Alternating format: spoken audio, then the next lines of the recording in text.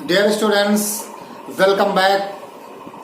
UP board intermediate 11th class poetry section की first poem mercy compose by William Shakespeare में आज आपका बहुत बहुत स्वागत है।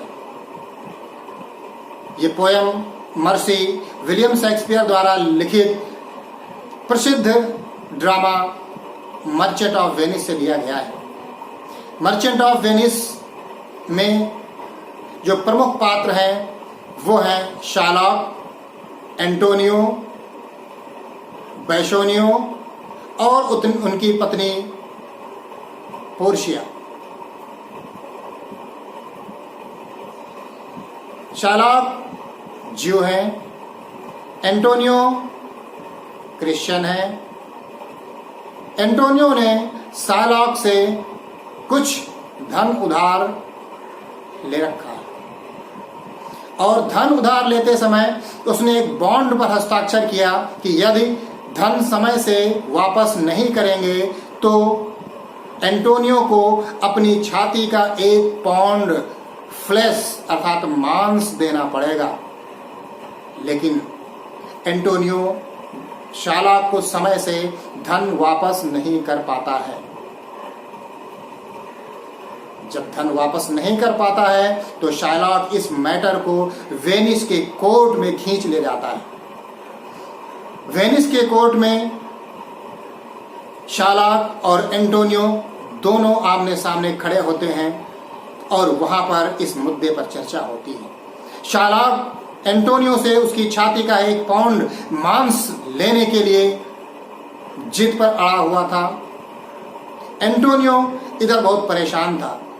उस समय एंटोनियो के बहुत ही घनिष्ठ मित्र बेसोनियो, उनकी पत्नी पोर्शिया कोर्ट में वकील के रूप में आकर के एंटोनियो की तरफ से बहस करती है। एंटोनियो की तरफ से पोर्शिया आकर के शार्लॉक से निवेदन करती है, उसे दया दिखाने के लिए प्रार्थना करती है और अपील करती है कि शार्लॉक, जो दया का गुण होता है वास्तव में मानवता का गुण होता है, and you have to show mercy on Antonio. आपको एंटोनियो पर मर्सी दिखाना चाहिए, दया दिखाना चाहिए। और इस तरह से पोर्शिया उस दया के गुण को दैवीय बताते हुए दया की अपील करती है, सहानुभूति की अपील करती है, रहम की अपील करती है। और उस अपील करते करते पोर्शिया कहती है कि the quality of mercy is not strained. The quality of mercy is not strained. It doth as the gentle rain from the heaven upon the place beneath. It is twice blessed. It blessed him that gives and him that takes. This is the first stanza of the poem Mercy. इसमें Portia Shylock से कहती है कि the quality of mercy is not strained. जो दया का गुण है इज नॉट स्ट्रेंड, वो बलपूर्वक नहीं प्राप्त किया जा सकता है। अर्थात दया को बलपूर्वक नहीं प्राप्त किया जा सकता है। तो कैसे प्राप्त किया जा सकता है? It drops as the gentle rain from the heaven. यह स्वर्ग से होने वाली, आसमान से होने वाली वर्षा के समान धीरे धीरे गिरती है। अर्थात यह जिस तरीके से आसमान से वर्षा की बूंदें धीरे धीरे गिरती है, ठीक उसी तरीके से ये दया मनुष्य के हृदय में धीरे धीरे उत्पन्न होती है। कैसे उत्पन्न होती है? धीरे धीरे उत्पन्न होती है। दया को एकदम से पैदा नहीं किया जा सकता है। दया समझ बढ़ने के साथ साथ धीरे धीरे मनुष्य के हृदय में जगने वाला गुण है, मनुष्य के हृदय में पैदा होने वाला गुण है। अपॉन द प्लेस बीनीथ, अर्थात जिस तरीके से वर्षा की बूंदें जमीन पर, इस धरती पर आती हैं, उसी तरह से मनुष्य के हृदय में दया भी धीरे धीरे जगती है। आप लोगों ने देखा होगा कि जब बरसात के मौसम में पहला पानी गिरता है, जब पहली बरसात होती है, उस समय मिट्टी से धीरे धीरे हल्की हल्की खुशबू आती है। फूलों से खुशबू आती है, कलियों से खुशबू आती है, भारत माँ की धरती में मिट्टी से खुशबू आती है। जब बरसात होती है तो मिट्टी से खुशबू भीनी भीनी धीरे धीरे हल्की हल्की खुशबू मिट्टी से आना शुरू कर देती है और उसको हम लोग महसूस कर सकते हैं। ठीक इसी तरह से जब मनुष्य के हृदय में दया धीरे धीरे उत्पन्न होती है, धीरे धीरे दया पैदा होती है, तो उस दया को हम लोग महसूस कर सकते हैं। दया की क्वालिटी को हम लोग, दया के गुण को हम लोग महसूस कर सकते हैं, उसको फील कर सकते हैं। क्यों? क्योंकि दया, जो दया होती है, जो ये मर्सी होती है, जो रहम होता है, ये एक मानवीय गुण होता है। ये देने वाले को, आगे है इट इज ट्वाइस ब्लेस्ड, ये एक दोहरा वरदान है। जो दया है वो double blessing, it is double blessing, ये दोहरा वरदान है। अर्थात it bless that him gift, अर्थात ये जिसको दी जाती है उसको लाभान्वित करती है, साथ ही साथ दैट हिम दैट टेक्स, और उसे भी लाभान्वित करती है जो इसे देता है। अर्थात दया देने वाले को लाभान्वित करती है तथा प्राप्त करने वाले को भी लाभान्वित करती है। दोनों लोगों को फायदा पहुंचाती है, दोनों लोगों को लाभान्वित करती है, ये दोनों लोगों को फायदा पहुंचाती है।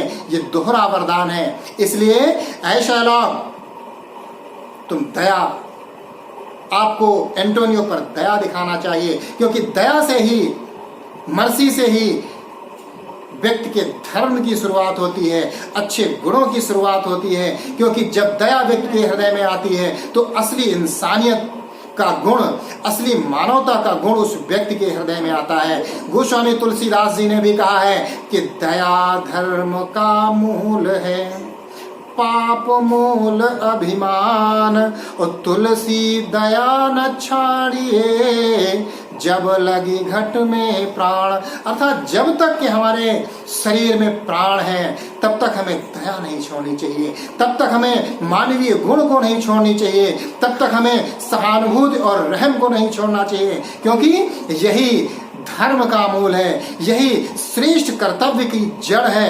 अगर जिस व्यक्ति के अंदर दया नहीं होती है, जिस व्यक्ति के अंदर दया नहीं होती है, वो मानवीय नहीं हो सकता है, वो एक अच्छा इंसान नहीं हो सकता है। और पाप मूल अभिमान, सभी प्रकार के पाप की जड़ अभिमान होती है। इसलिए पोर्शिया दया की अपील करते हुए शालाक से कहती है, ऐ Shylock, you have to become merciful, you have to become liberal toward Antonio to show the mercy, and you have not to take the flesh from his chest, because if you take flesh from his chest then Antonio will die, Antonio will suffer a lot. So you have to be merciful and you have to show the mercy on Antonio to save his life. इस तरीके से Portia दया की appeal करती है। प्यारे बच्चों, इस stanza में आपने देखा कि विलियम शेक्सपियर ने एक बहुत ही शानदार फिगर ऑफ स्पीच का इसमें इस्तेमाल किया है। उन्होंने कहा कि it dropped a gentle rain from the heaven. In the second line of the poem, in the second line of the stanza, the poet William Shakespeare says it dropped as the gentle rain from the heaven. इसमें simply figure of speech का बहुत सुंदर प्रयोग दिखाई पड़ता है। Simile क्या है? Simile is a figure of speech in which two objects or things are compared with as like, so as, like as. अर्थात सिमली वह फिगर ऑफ स्पीच है जहां पर दो वस्तुओं की तुलना like, as, so as, like as के साथ की जाती है। अर्थात यह उपमा अलंकार है।